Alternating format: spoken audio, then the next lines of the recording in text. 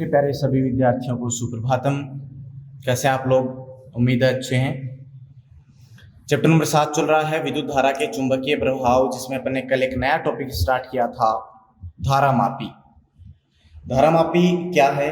एक उपकरण है जिसकी सहायता से किसी विद्युत परिपथ में धारा का मापन करते हैं, संसूचन करते हैं और दिशा ज्ञात करते हैं, जो कि दो प्रकार की थी। उसमें भी अपन ने फर्स्ट टाइप पढ़ी थी निलंबित कुंडली धारामापी, उसकी बनावट पढ़ ली, कार्यविधि पढ़ ली।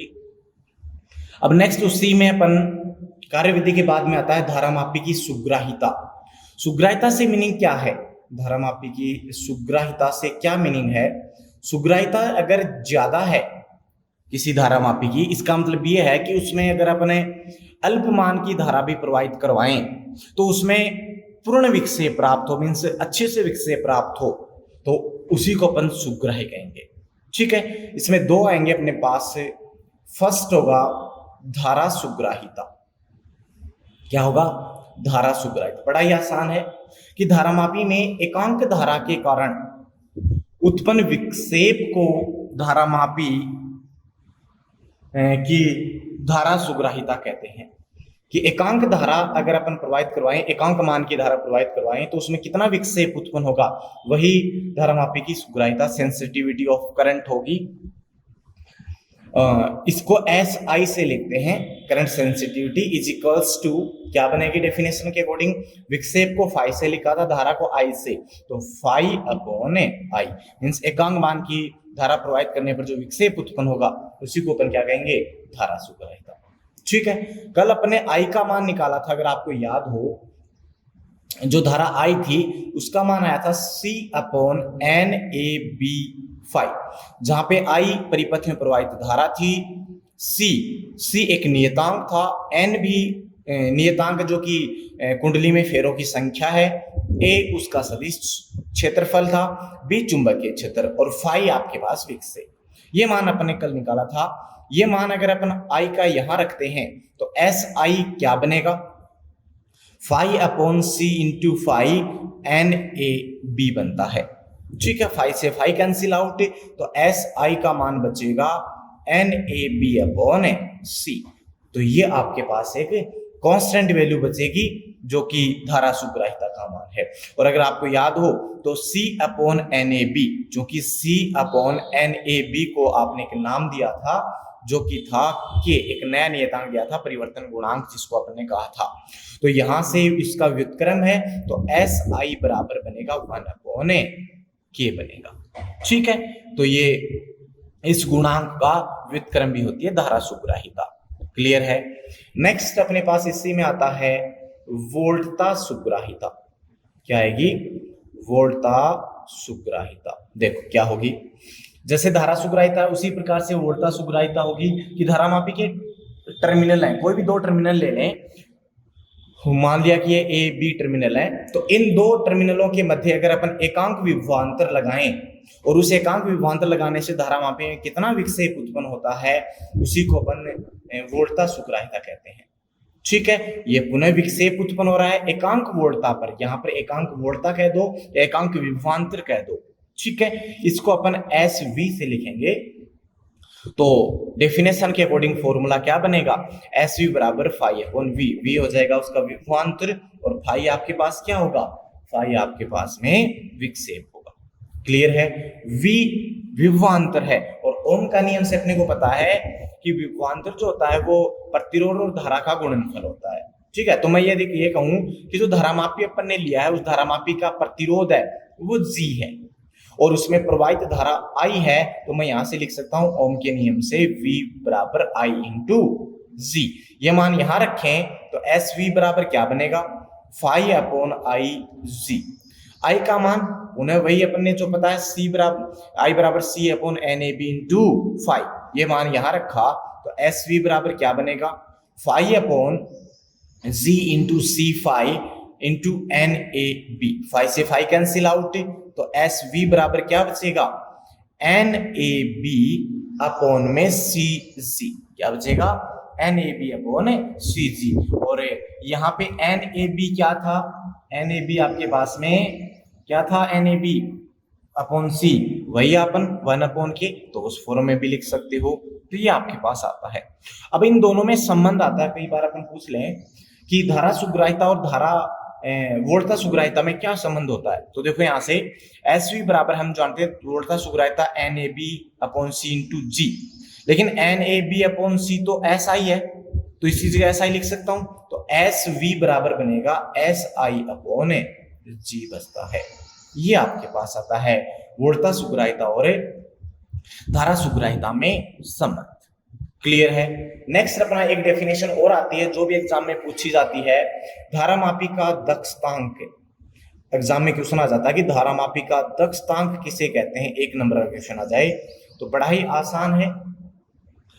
देखो धारा सुग्राहिता था ना, क्या था कि एकांक विक्षेप एकांक धारा में जितना विक्षेप उत्पन्न होता है उसको अपन ने धारा सुग्राहिता कहा। यहाँ पे उसका उल्टा है कि एकांक विक्षेप उत्पन्न करने के लिए आवश्यक धारा को क्या कहेंगे, धारामापी का दक्षता, उसका व्युत्क्रम है। वहां पे तो कि एकांक धारा प्रवाहित करने पर उत्पन्न विक्षेप था, यहाँ एकांक विक्षेप प्राप्त करने के लिए जो धारा अपन देंगे, जो आवश्यक धारा होगी, उसे धारामापी का दक्षतांक कहेंगे। दक्षतांक को अक्ष से लिखा जाता है। तो एकांक विक्षेप उत्पन्न करने के लिए आवश्यक धारा it means I upon five, I upon 5। आई का मान आप फिर से रखेंगे तो आई का मान रखने पर आई का मान था आपके पास में C upon N A B into 5 upon 5, 5 से 5 कैंसिल आउट, तो x बराबर बचेगा c upon N A B, ये बचता है। और c upon N A B तो देखो एस आई का व्युत्क्रम है, तो x बराबर क्या बनेगा 1 अपॉन एस आई। अर्थात मैं कह सकता हूं कि धारामापी का जो दक्षतांक होता है वो धारा सुग्राहिता का व्युत्क्रम होता है। क्लियर है। और ये के का मान है तो ये परिवर्तन गुणांक के तुल्य भी होता है। ठीक है। तो इस प्रकार से जो कल अपन ने धारामापी पढ़ा था उसकी कुछ इंपॉर्टेंट डेफिनेशंस हैं, ये तीनों एग्जाम में 1-1 नंबर में पूछ ली जाती हैं कि धारा सुग्राहिता किसे कहते हैं, वोल्टता सुग्राहिता किसे कहते हैं, धारामापी का दक्षतांक किसे कहते हैं। तो इनको आप बड़े ही ध्यान से पढ़ेंगे तो आपको समझ में आएंगे। ठीक है, बड़ी आसान है। नेक्स्ट जो है वो अपनी दूसरे प्रकार की धारामापी है, जो एक प्रकार अपन ने पढ़ चुके हैं। कौन सी पढ़ चुके हैं अपन, निलंबित कुंडली धारामापी। जो दूसरे प्रकार की है वो है किलकित कुंडली धारामापी। कौन सी है, किलकित कुंडली धारामापी। तो देखो किलकित कुंडली धारामापी क्या होगी, ये भी एक धारामापी है जो कि धारा का संसूचन करेगी। ये जो धारामापी है ये उससे कम सुग्राही है, निलंबित कुंडली से कम सुग्राही होती है, लेकिन उपयोग में अधिक सुविधाजनक है, इसलिए अपन ज्यादातर इसी का यूज करते हैं। ठीक है। तो सबसे पहले अपन इसकी पढ़ेंगे बनावट। तो बनावट वैसी कुछ होती है, थोड़ा सा डिफरेंस होता है इसमें, मैं साथ साथ बना रहा हूं।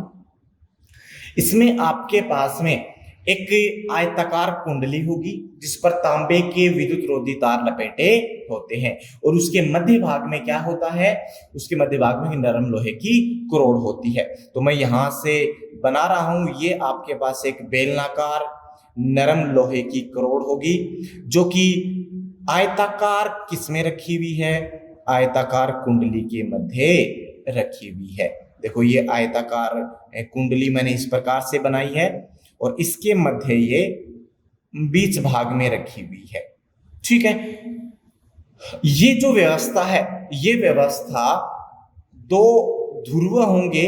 ध्रुव कैसे, वैसे ही जैसे अपन कल पढ़े थे नाल चुंबक के शक्तिशाली ध्रुव, आप कह सकते हो अवतल आकार के, ये एन होगा और इस साइड में आपके पास क्या होगा, एस होगा। तो नाल चुंबक के शक्तिशाली ध्रुव ये एन और एस, इस व्यवस्था को इनके मध्य रखा जाता है। ठीक है। पुनः यहां पर एक वायर लगा होगा, उस वायर के ऊपर यहां पे ये वायर जो है, ये वायर ऊपर दो किल्क जिसको अपन चुल भी कहते हैं, ये इस प्रकार से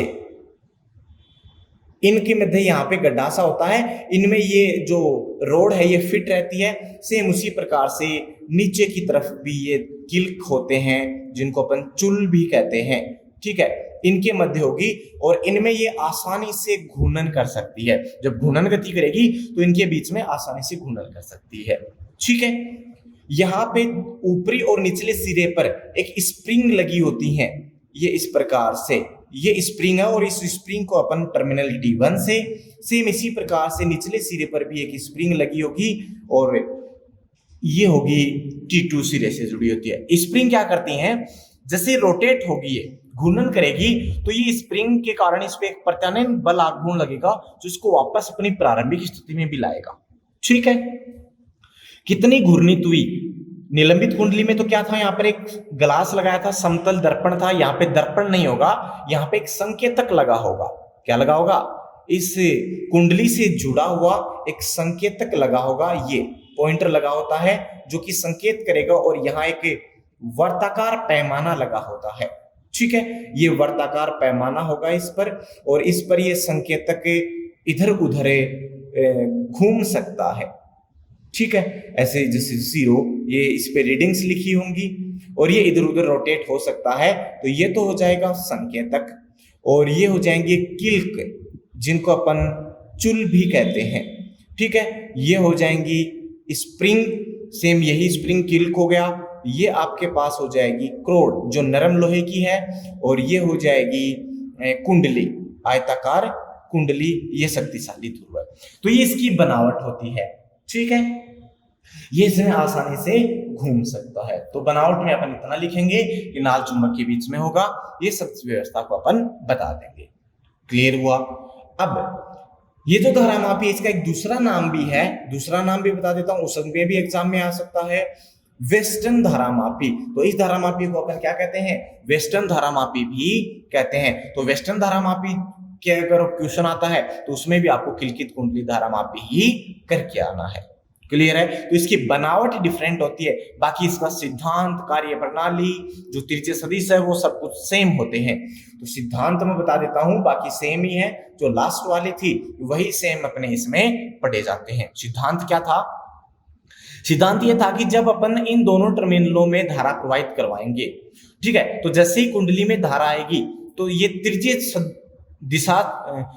दिशा वाले जो चुंबकीय क्षेत्र में आयताकार कुंडली रखी है, इसमें जब धारा प्रवाहित होगी तो उस स्थिति में ये क्या करेगी, घूर्णन करेगी। क्या करेगी, घूर्णन। और घूर्णन करने से इसमें ट्विस्ट आएगा और ये संकेतक, यहाँ पे संकेतक क्या है, इधर उधर जाएगा। तो सिद्धांत क्या कहता है कि इसमें जो घूर्णन उत्पन्न होगा वो घूर्णन इसमें प्रवाहित धारा के समानुपाती होगा। या फिर मैं ये कह सकता हूं कि जब इसमें धारा प्रवाहित करवाएंगे तो उत्पन्न बल आघूर्ण क्या होगा, उत्पन्न बल आघूर्ण उस धारामापी में प्रवाहित धारा के समानुपाती होता है, ये अपन ने पढ़ा था।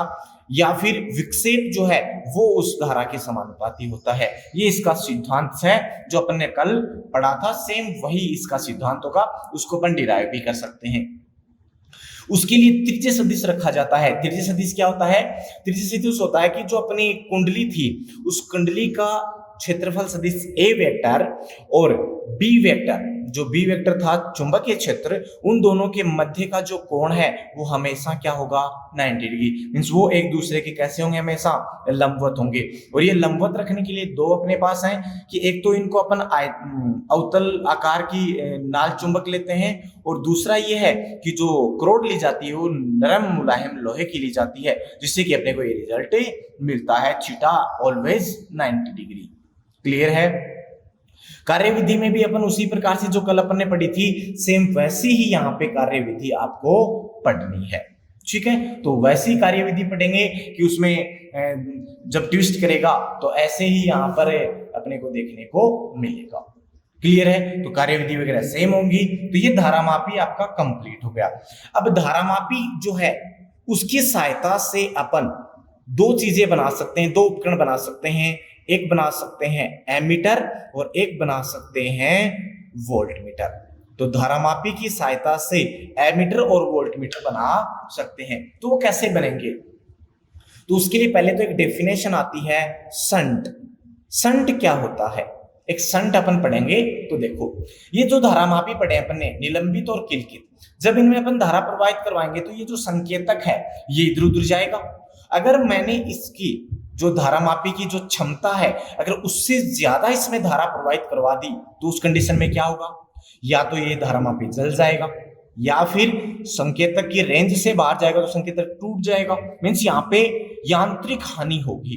तो इस यांत्रिक हानि से बचने के लिए क्या करें अपन, यांत्रिक हानि से बचने के लिए एक प्रतिरोध का यूज करते हैं। तो धारामापी जो है इसके समांतर क्रम में, ध्यान में रखना कौन से क्रम में, समांतर क्रम में अल्पमान का प्रतिरोध, अल्पमान का प्रतिरोध संयोजित किया जाता है और इसी अल्पमान के प्रतिरोध को क्या कहते हैं, शंट कहते हैं। तो ध्यान से सुनना, फिर से रिपीट कर रहा हूं कि धारामापी को यांत्रिक हानियों से बचाने के लिए धारामापी के समांतर क्रम में अल्पमान का प्रतिरोध संयोजित किया जाता है जिसे शंट कहा जाता है, जिससे कि ये जो यांत्रिक हानि है वो नहीं हो पाएंगी, ये अपने में से एक नियत मान की धारा ही प्रवाहित होने देगा। तो ये तो हो गया शंट, क्लियर हुआ। नेक्स्ट अपन अब पढ़ेंगे एमीटर कि एमीटर क्या होगा और एमीटर का रूपांतरण अपन कैसे करेंगे। देखो एमीटर के बारे में तो आप लोग सब जानते हैं, क्या होता है एमीटर, कि विद्युत परिपथ में विद्युत धारा का मापन करने के लिए जिस उपकरण का अपन यूज करेंगे उसे अपन क्या कहेंगे, एमीटर। मींस में ये क्या करता है, धारा का मापन करता है कि कितने मान की धारा प्रवाहित हुई, 10 एम्पियर हुई, 5 एम्पियर हुई, उसको अपन क्या कहते हैं, एमीटर कहते हैं। अब अपन धारामापी से एमीटर बना रहे हैं, तो धारामापी से एमीटर किस प्रकार से बनेगा, वो कैसे बनेगा वो देखो, बड़ा ही आसान है। अगर धारामापी के समांतर क्रम में आप अल्पमान का प्रतिरोध जोड़ दें, इसका मतलब धारामापी के साथ क्या जोड़ दें, शंट जोड़ दें, तो उस स्थिति में वो धारामापी किसकी तरह व्यवहार करेगा, या क्या बन जाएगा, एमीटर बन जाएगा। तो बड़ा ही आसान है कि धारामापी के समांतर क्रम में अल्प प्रतिरोध और समांतर क्रम में अल्प प्रतिरोध जुड़ता है, उसे अपन क्या कहते हैं, शंट कहते हैं। अगर उस शंट को संयोजित कर दें तो धारामापी जो है वो धारामापी केवल क्या होगा, एमीटर होगा। इस धारामापी को एमीटर में रूपांतरित किया जा सकता है, क्लियर है। तो देखो धारामापी को एमीटर में रूपांतरित करें, ये अपने पास परिपथ था और उस परिपथ में, ये परिपथ में एक गैल्वेनोमीटर जुड़ा हुआ है, धारामापी जुड़ा हुआ है, जुड़ गया।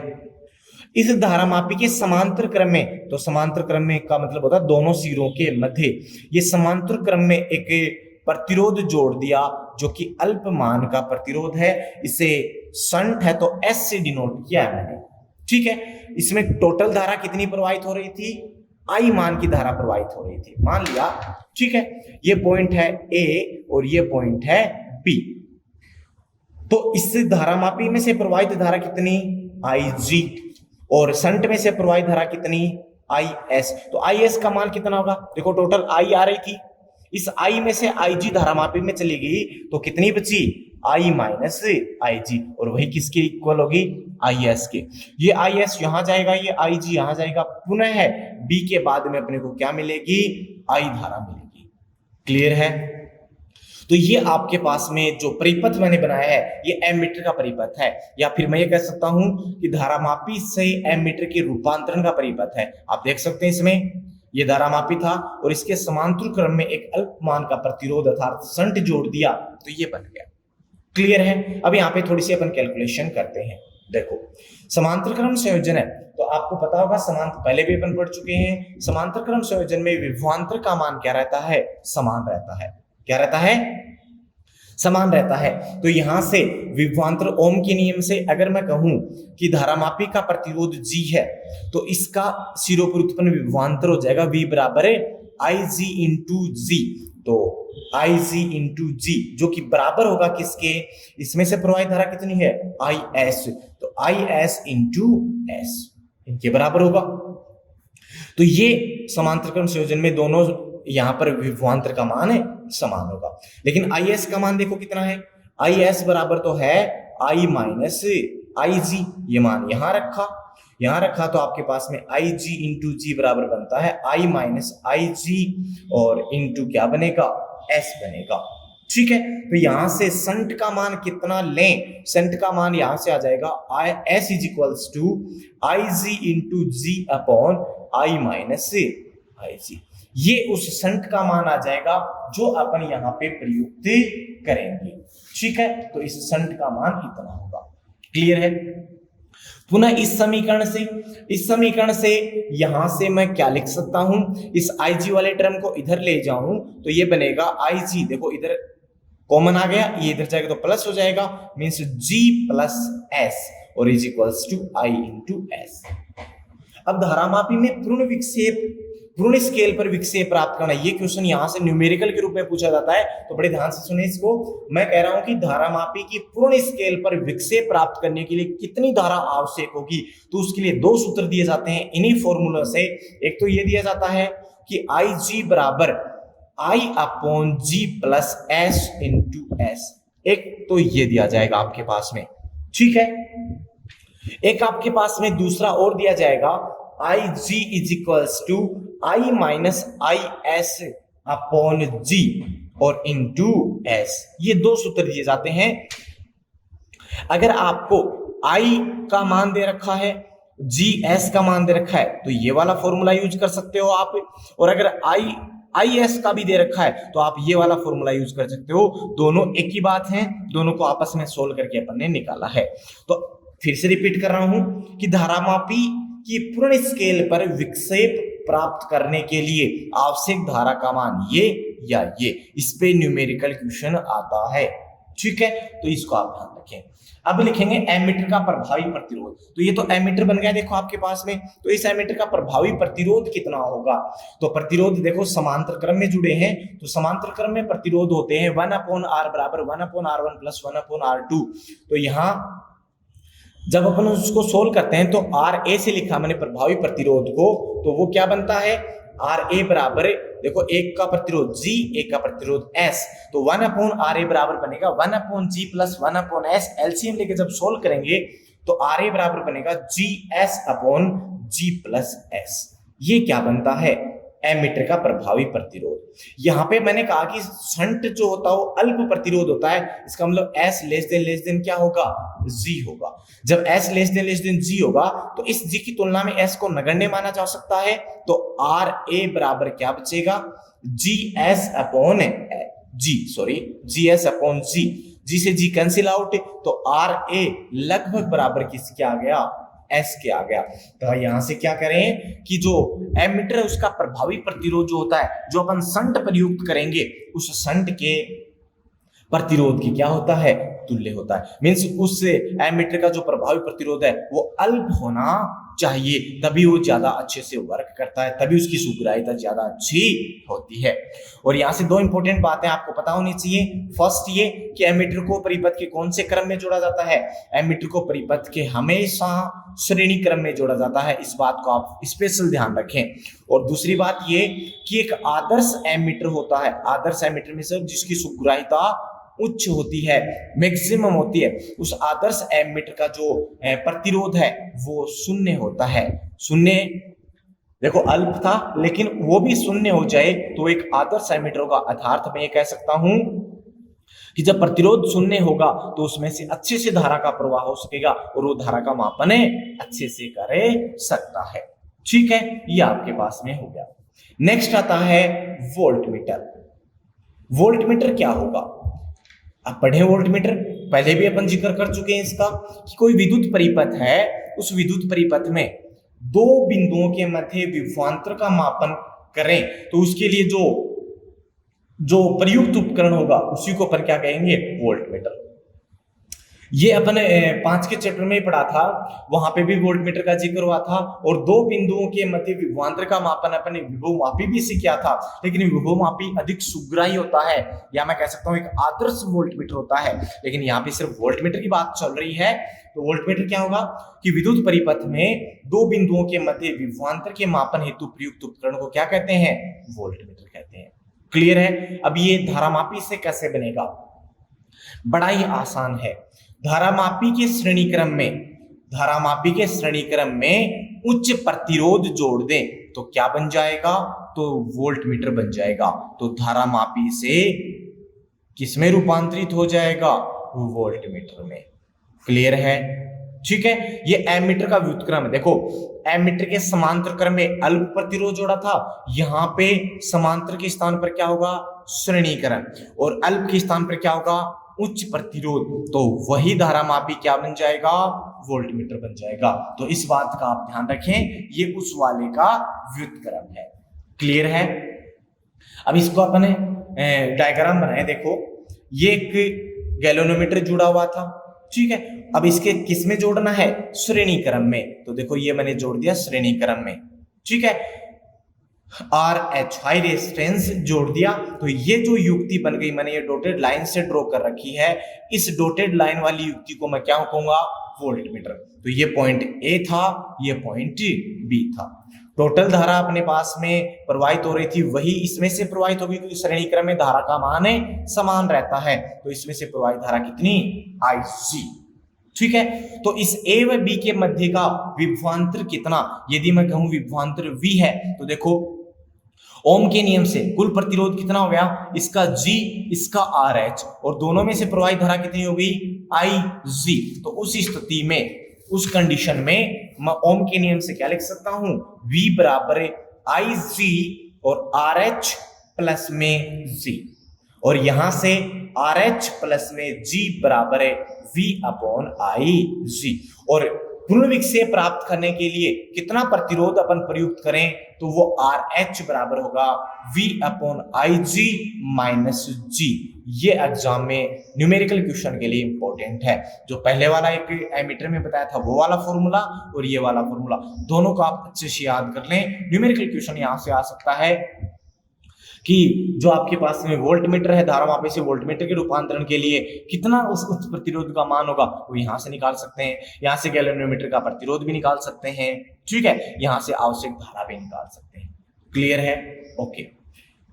अब प्रभावी प्रतिरोध निकालें, तो वोल्टमीटर का प्रभावी प्रतिरोध मींस कुल प्रतिरोध, तो मैंने RV से डिनोट किया है, श्रेणी क्रम में डायरेक्ट जुड़ते हैं, तो G plus RH, G plus RH। लेकिन यहाँ पे RH का मान जो है वो बहुत बड़ा है, किससे, G से, ये अपन पहले पढ़े हैं, क्योंकि उच्च प्रतिरोध लिया है, तो इसकी तुलना में इसको नगण्य माना जा सकता है। तो RV लगभग बराबर किसके होगा, RH के, अर्थात वोल्टमीटर का जो प्रभावी प्रतिरोध होता है वो किसके तुल्य होगा, वो लगभग संयोजन में जुड़े उच्च प्रतिरोध के तुल्य होता है, ठीक है। ये तो हो गया आपका वोल्टमीटर।